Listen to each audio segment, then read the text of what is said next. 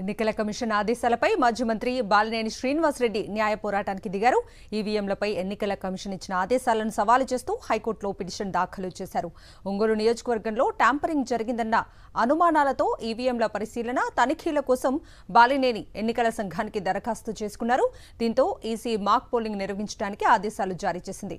Supreme court తీర్పుకు విరుద్ధంగా ఎన్నికల సంఘం జారీ చేసిన ఆదేశాలను రద్దు చేయాలని కోరుతూ బాలినేని హైకోర్టులో రిట్ పిటిషన్ దాఖలు చేశారు.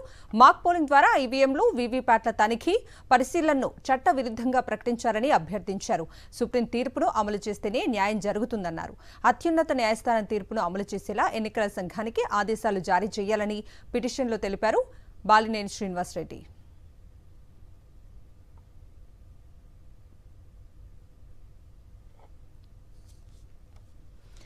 ఇక ఇదే అంశానికి సంబంధించి మరిన్ని అప్డేట్స్ మా ప్రతినిధి అశోక్ లైవ్ లో అందిస్తారు. అశోక్, ఒంగోలు వైఎస్ఆర్ కాంగ్రెస్ పార్టీ అభ్యర్థి బాలినేని శ్రీనివాసరెడ్డి హైకోర్టులో న్యాయ పోరాటం చేస్తున్నారు ఎన్నికల సంఘం పైన. ఎన్నికల సంఘం కొన్ని ఆదేశాలు జారీ చేసింది. అయితే శ్రీనివాసరెడ్డి తన నియోజకవర్గంలో ఈవీఎంలో ట్యాంపరింగ్ జరిగిందనే అనుమానాలతో ఈవీఎం పరిశీలన తనిఖీల కోసం ఆయన అప్లై చేసుకున్నారు. ఫీజు కూడా చెల్లించారు.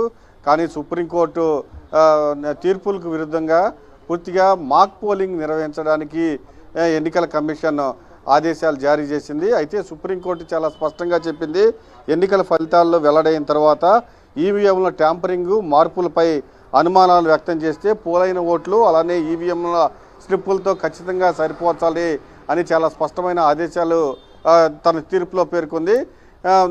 వారం రోజుల తర్వాత అంటే ఈ ఫలితాలు వచ్చిన తర్వాత వారం రోజుల తర్వాత ఎవరైనా అభ్యర్థి ఖచ్చితంగా దీన్ని అప్లై చేసుకోవచ్చు. వాళ్ళకి ఏవైతే బూతులు అనుమానంగా ఉన్నాయో ఆ నెంబర్లు కానీ లేకపోతే సీరియల్ నెంబర్లు కానీ అధికారులకు ఇవ్వాలి.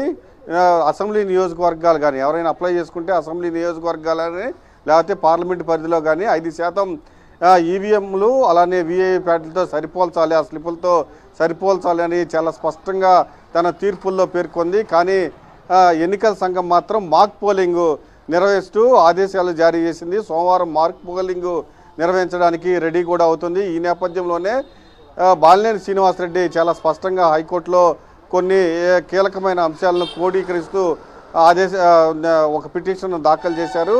నేను ఈవీఎంల పరిశీలన అలానే తనిఖీలకు సంబంధించి అప్లై చేసుకుంటే మాక్ పోలింగ్ నిర్వహించడానికి పూర్తిగా ఎన్నికల సంఘం ఆదేశాలు జారీ చేసింది. పూర్తిగా ఇది చట్ట విరుద్ధంగా ప్రకటించాలి.